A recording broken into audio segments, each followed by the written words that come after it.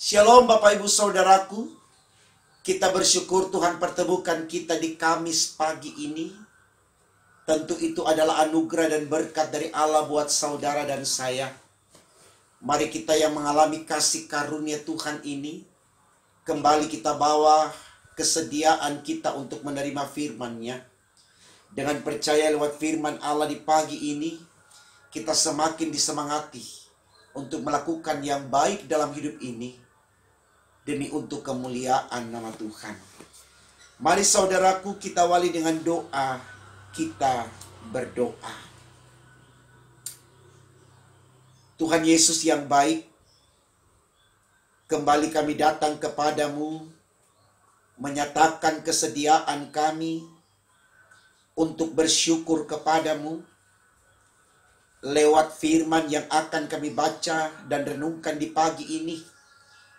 Kami yakin kami semakin dimampukan untuk melakukan apa yang baik dalam hidup ini. Karena itu ya Allah di sorga, berfirmanlah untuk kami, karena kami sedia mendengarkannya. Demi Yesus Tuhan kami. Amin. Saudaraku, bacaan Alkitab kita di Kamis pagi ini terambil dari kitab 1 Tesalonika pasalnya yang kelima, ayat 19 sampai 20. Bagian Alkitab ini dibacakan demikian. Janganlah padamkan roh, dan janganlah anggap rendah nubuat. Saudaraku, tema renungan kita di Kamis pagi ini tertulis demikian dalam Sabda Bina Umat, hiduplah oleh roh. Saudaraku, kalau kita melihat tema renungan kita, hiduplah oleh roh, maka tentu yang dimaksudkan roh di sini adalah roh Allah atau Roh Kudus, ya, yang merupakan kekuatan Allah lewat ketritunggalannya, ya, yang kita biasa sebut dengan istilah Allah Bapa, Allah Anak, dan Allah Roh Kudus, ya, atau Roh Allah, ya. Saudaraku, ini baik supaya kita tidak terjebak dalam perkataan roh, ya.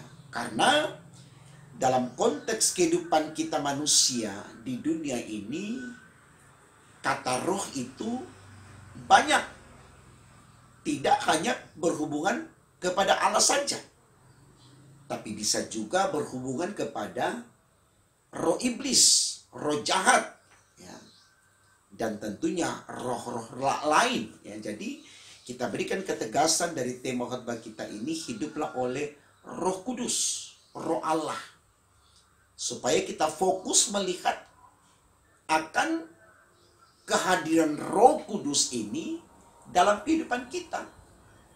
Kenapa saudaraku? Karena di 2000 tahun yang lampau, peristiwa pencurahan Roh Kudus itu sudah terjadi. Pernah terjadi. Artinya Roh Allah itu memang telah diberikan kepada kita, atau telah ada pada kita, menjadi penuntun, menjadi penyemangat, menjadi sesuatu yang selalu menyegarkan, menghangatkan, memotivasi. Dalam hal apa saudaraku? Dalam hal-hal yang baik seperti yang diinginkan oleh Allah. Artinya, kalau orang hidup dalam tuntunan Roh Kudus, tidak akan ada kejahatan kepadanya. Tema khotbah kita hari Selasa kemarin, jangan ada padamu kejahatan. Jadi kalau Bapak, Ibu, Saudara, dan saya mau untuk tidak menjadi orang jahat, miliki roh. Roh Allah, Roh Kudus. Karena Roh Kudus tidak pernah membawa kita kepada hal-hal yang jahat. Karena Roh Kudus datang dari Allah. Allah adalah kudus, ya. Sehingga tidak mungkin dia akan melakukan sesuatu yang jahat. Namanya saja Roh Kudus, kudus, ya, suci, ya. Nah, ini baik saudaraku, karena tidak sedikit kemudian orang memahami roh itu dalam pengertian yang jamak. Jamak artinya banyak, tidak hanya satu. Ya, karena memang saya katakan di awal tadi, roh itu tidak tunggal. Kalau kita dalam sebutan roh, ada roh jahat, ada roh kudus, dan roh-roh yang lainnya. Bahkan orang bilang ada roh kuda gitu ya. Jadi kita mau berbicara tentang peran Roh Kudus, ya. Hiduplah oleh Roh. Kenapa saudaraku kita diarahkan ke sana oleh tema khotbah kita, hiduplah oleh Roh Kudus? Di ayat 20 bacaan kita dikatakan, dan janganlah anggap rendah nubuat-nubuat. Nah, ini tujuannya. Dengan kita punya Roh Kudus, yaitu Roh Allah, kita akan selalu melihat nubuatan itu sesuatu yang harus kita akui, kita aminkan. Itulah otoritas Allah untuk menyatakan sesuatu dalam kehidupan manusia. Saya pernah berkhotbah, saudaraku, mari kita bedakan antara nubuatan dengan ramalan. Di mana bedanya, Bapak Ibu Saudaraku? Ramalan itu adalah perkataan manusia yang tidak bisa kita pegang keabsahannya. Artinya kita tidak bisa mengakui ketika diramalkan A akan menjadi A, karena terlalu banyak ramalan itu meleset. Tapi ketika nubuatan, yaitu perkataan Allah, tidak ada yang dikatakan Allah itu tidak terjadi.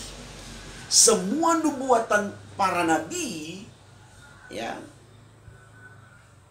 di zaman perjanjian lama tentunya, itu digenapi, itu terjadi. Sampai hari ini, tidak ada yang tidak terjadi. Artinya kekuatan perkataan Allah itu lebih dahsyat daripada kekuatan perkataan manusia. Jangan kita sejajarkan. Supaya ketika ada orang yang mulai meramal dengan bahasa rohnya dia, kita tidak serta-merta langsung datang sujud kepadanya, meminta petunjuk kepadanya, seakan-akan dialah Tuhan kita. Tidak. Karena apa, saudaraku? Karena mereka dalam kekuatan untuk meramal dengan bahasa roh dia, satu ketika dia sendiri ada dalam situasi di mana dia tidak bisa berbicara lagi. Orang bilang dead. Sehingga kita tidak bisa pegang dia sebagai sesuatu yang kekal. Tapi bicara Allah, dia Alfa dan Omega. Dia awal sampai akhir. Tidak ada yang bisa putuskan nafasnya Tuhan hanya karena dia bisa beramal. Oh, nanti Tuhan sampai di sini hidupnya.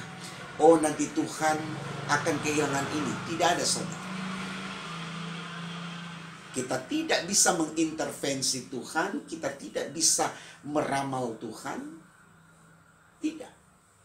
Khotbah kita yang kemarin telah dijelaskan bahwa ya, Injil itu selalu ditempatkan menjadi yang prioritas, yang paling tinggi dari pengetahuan. Manusia beramal atau meramal lewat pengetahuan. Sementara Injil itu adalah kekuatan Allah. Roma pasal 1 ayat 16. Tidak bisa kita samakan, saudaraku. Jadi renungan di pagi ini mau menegaskan kepada saudara dan saya, miliki Roh Kudus. Hanya Roh Kudus yang bisa membawa Bapak, Ibu, dan saya untuk mengenal Allah lebih dalam lagi. Dan kita akan bisa melahirkan hal-hal yang positif dan imani kalau kita punya Roh Kudus. Karena Allah yang menyertai kita. Tuhan sudah bilang dalam firman-Nya, semakin engkau ditekan, semakin engkau merambat. Artinya kekuatan Tuhan tidak ada yang bisa kalahkan. Dan sepanjang kita mengandalkan Tuhan, saudaraku, jelas disampaikan juga oleh firman kepada kita, jika engkau di pihak Tuhan, siapa lawanmu? Tidak ada.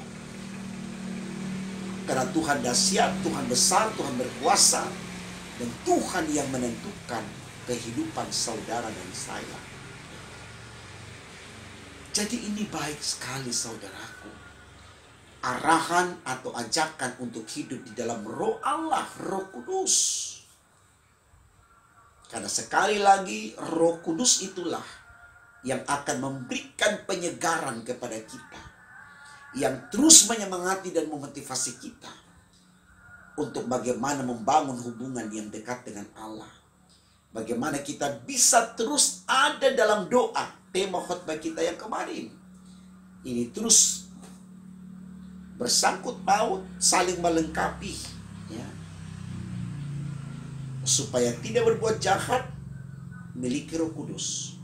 Supaya kita bisa berdoa, yang tema hari Rabu kemarin, miliki Roh Kudus. Jadi Roh Kudus merupakan kekuatan kita untuk selalu ada di jalan Tuhan. Jadi jangan tinggalkan Roh Kudus. Allah sudah berikan Roh Kudus dengan cuma-cuma kepada kita untuk menolong kita supaya kita tetap di dalam iman. Jangan kita abaikan dia, jangan kita tolak dia, supaya kita bisa mengakui akan karya nubuatan Allah yang tidak akan pernah diingkari. Karena nubuatan itu pasti terjadi, karena itu datang dari perkataan Allah. Mari saudaraku, kita aminkan Allah itu ya dan amin. Itulah kepercayaan kita, itulah dasar iman kita, sehingga kita selalu menyembah dia dari waktu ke waktu. Berjuanglah untuk ini, hidup dalam Roh Kudus dari waktu ke waktu, maka Allah pun akan memberkati kita sampai akhir perjuangan hidup kita, dan akhirnya kita memperoleh kehidupan yang kekal. Tuhan memberkati firman-Nya. Amin. Mari kita berdoa saudara. Terima kasih Tuhan, karena Engkau sudah memberkati kami. Kami mohon apa yang kami imani di pagi ini lewat firman-Mu, untuk selalu mau hidup dalam kekuatan Roh Kudus Allah. Itu akan selalu kami bawa dalam kehidupan kami, sehingga Roh Kudus ini akan selalu menjadi semangat bagi kami untuk menyembah Engkau, untuk mengandalkan Engkau dari waktu ke waktu. Terima kasih untuk semua kebaikan-Mu. Pimpin kami sepanjang hari ini dalam segala aktivitas tanggung jawab kami dimanapun kami berada. Dalam lindungan Tuhan, kami semua mengalami sukacita dan damai sejahtera. Ini doa kami Tuhan, sempurnakan dan kabulkan. Karena kami berdoa hanya dalam nama Tuhan Yesus Allah kami yang hidup. Immanuel, haleluya. Amin.